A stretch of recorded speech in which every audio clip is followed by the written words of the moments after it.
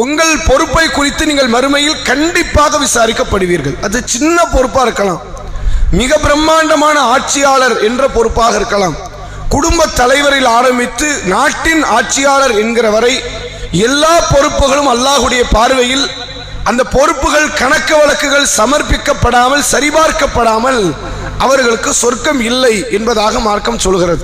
அந்த பொறுப்புகளை குறித்து சில பொறுப்பு நம்ம என்னதான் நிராகரித்தாலும் அந்த பொறுப்பு நம்மளை தலையில வந்து விழுந்துரும். அதை நம்ம ஒன்றும் பண்ண முடியாது. தந்தை மௌத்தாயிட்டாருன்னு குடும்ப பொறுப்பு ஆட்டோமேட்டிக்காக நமக்கு தான் வரும். இல்லை என்னால் ஏற்றுக்க முடியாது அப்படின்னா யாரும் அங்கே ஏற்றுக்க இடம் கிடையாது. சில பொறுப்புகளை கண்டிப்பாக நாம தான் சுமந்தாகணும். நமக்கு புள்ள பிறக்கணும், அந்த புள்ள நம்ம பொறுப்பு தான். இல்லை எனக்கு புள்ள பிறந்திருக்குது இருந்தாலும் அந்த புள்ளையை நான் பொறுப்பேற்றுக்க முடியாதுன்னா ஒன்றும் பண்ண முடியாதுங்க. சில பொறுப்புகள் எப்படி நம்மை இடம் பிடித்து நீங்காமல் இருக்கிறதோ ஒரு சில பொறுப்புகள் இருக்கிறது, அது நாம போகக்கூடிய சில பதவிகள்.